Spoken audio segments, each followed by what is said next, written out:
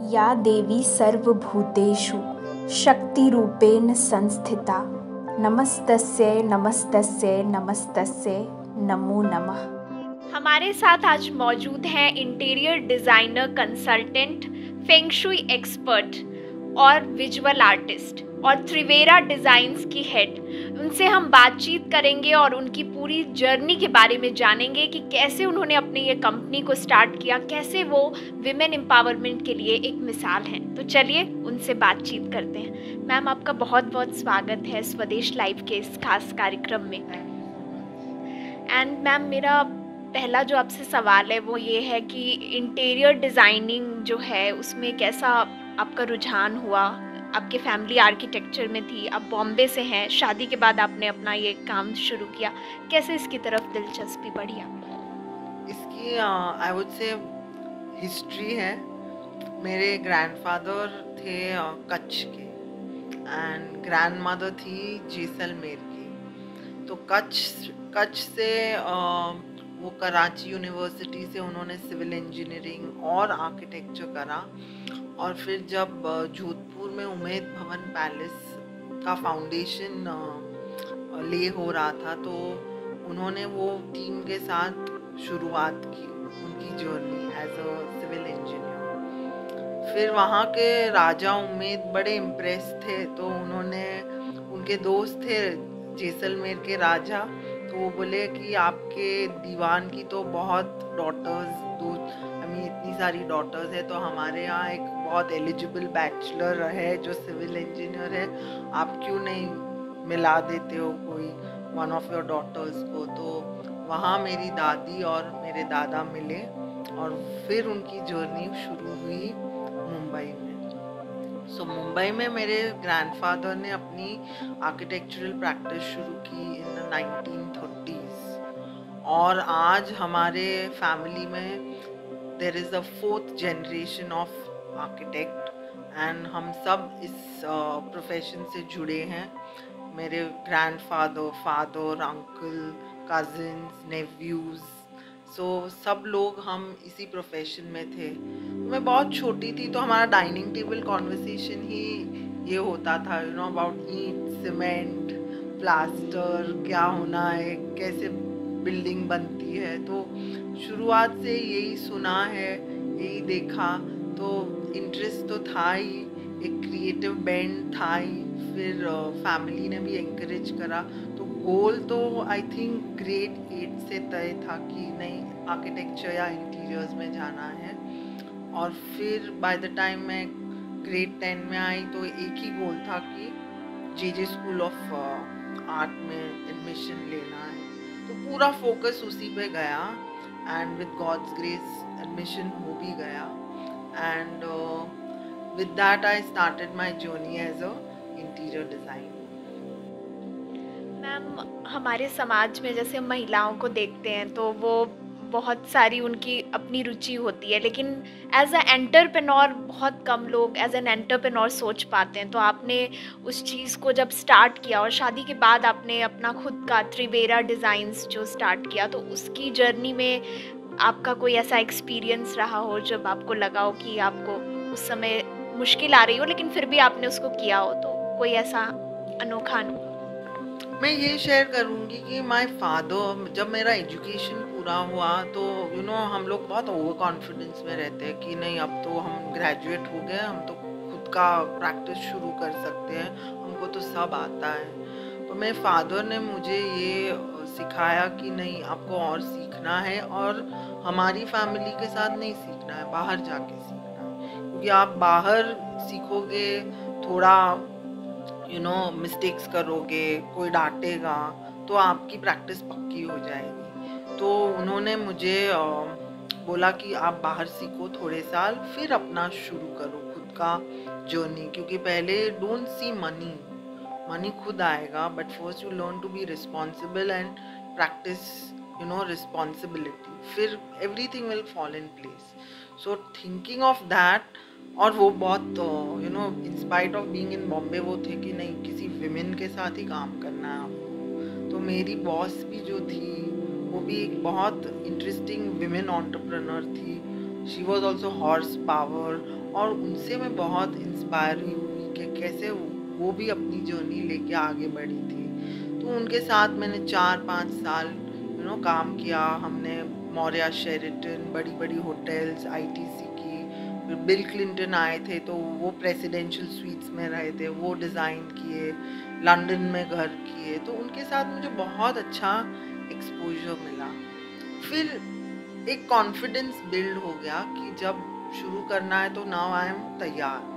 और तब मेरी शादी तय हो गई in Bhopal. So from Mumbai to Bhopal it was a very very big change कि totally culture change, vision is different, यहाँ लोगों का सोचना अलग था। बट अगेन आई थिंक वो जो रूट्स में सिखाया था कि नहीं, you have to adjust everywhere, तो वो एक दिमाग में था कि नहीं, जहाँ भी रहेंगे काम तो करना ही है। So with that thought in mind यहाँ एक बहुत छोटी शुरुआत की। पहले तो यहाँ मार्केट सर्वे पे गई कि क्या भोपाल रेडी है, इस तरह इंटीरियर डिज़ाइनर्स को हायर करते हैं, प्रोफेशनली उनको पे करते हैं क्या, वो थोड़ा रिसर्च किया, फिर समझा लोगों को, और फिर एक कॉन्फिडेंस आया, तब एक प्रोजेक्ट पे काम शुरू। विमेन की जब हम बात करते हैं तो उन्हें हमेशा एक कैटेगरी में रखा जाता है कि इस तरीके से ही उनको चलना है, ऐसा एक उनका सीधा लाइन होता है। उस बैरियर को, उस ग्लास सीलिंग जो हम बोलते हैं, उसे ब्रेक करना और फिर अपना एक ऐसा खुद का स्टार्टअप शुरू करना और उसे इस लेवल पर लेकर आना, इनमें आपको ऐसा कभी फील हुआ कि आपके अंदर वो पावर थी, वो शक्ति थी जो आपको मोटिवेट की और आपने फिर इसे इस लेवल तक लेकर आए? सी ये थॉट बहुत आई डोंट थिंक एक ऐसा कुछ दिमाग में था। दिमाग में एक ही चीज़ थी कि अपने को काम करना है। अब वो नहीं देखा कि कौन सामने है, whether it is a man और अ वुमन, काम तो काम होता है। तो हाँ, यहाँ भोपाल में बहुत इंसिडेंसेस ऐसे होते थे कि साइट पे जाते थे तो पहले पहले तो कारपेंटर्स, लेबर एक महिला को देख के सीरियस होते ही नहीं थे। उनको लगता था कि क्या आएगा उनको, पर जब देखते थे कि नहीं, टेक्निकली साउंड है, तो वो बात मानते थे। सेम वे फॉर क्लाइंट्स, पहले देखते थे यंग है, लड़की है, मालूम नहीं कैसे करेगी, मगर जब बातें होती थी, काम आगे बढ़ता था, तो एक कॉन्फिडेंस उनको भी आता था कि नहीं, ये कर लेगी काम। सो धीरे धीरे एक एक प्रोजेक्ट लेते हुए एक पोर्टफोलियो बढ़ा, खुद में कॉन्फिडेंस आया, ट्रैवल किया इतना। When you travel you learn a lot. तो एक बहुत आई थिंक कॉन्फिडेंस ट्रैवलिंग से, सीखने से भी आया। When you are in Bombay, आपके पास सब कुछ होता है, यू हैव बिजली, पानी, सब सब फैसिलिटीज़, हम सब चीज़ बहुत टेकन फॉर ग्रांटेड ले लेते कि ये तो सब होता ही है लाइफ में। तो यहाँ भोपाल आके बहुत कुछ ऐसा देखा कि नहीं, these are not, they are struggles for some people. और मैंने काम किया एमपी टूरिज्म के साथ। तब जब मैं इंटीरियर्स घूमी मध्य प्रदेश में, तब मुझे और सीख मिली कि no, this is India, Bombay is not what is representing India, this state is different, यहाँ की challenges different है। तो वहाँ यहाँ ट्रैवल करते करते समझ में आया कि नहीं, it is a different tough journey, और यहाँ महिलाओं को भी थोड़ा स्ट्रगल करना पड़ता है to come out of it, सब किसी को कन्विंस करना। So it was a growing journey, but yes, I got a lot of respect and I think बहुत patiently we have build our practice. और मैंने कोशिश की कि जितनी महिलाओं को जोड़ सकूँ ना अपनी ऑफिस में, मैं उनको एनकरेज करूँ।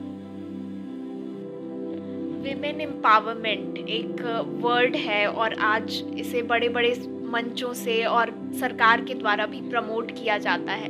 व्हाट यू वांट टू से टू ऑल द विमेन जो इस प्रोग्राम को देख रही हैं, उनके लिए आपका कोई ऐसा स्पेसिफिक मैसेज जो आप हमारे प्रोग्राम के थ्रू देना चाहें? आई think it is very very important कि women should have confidence.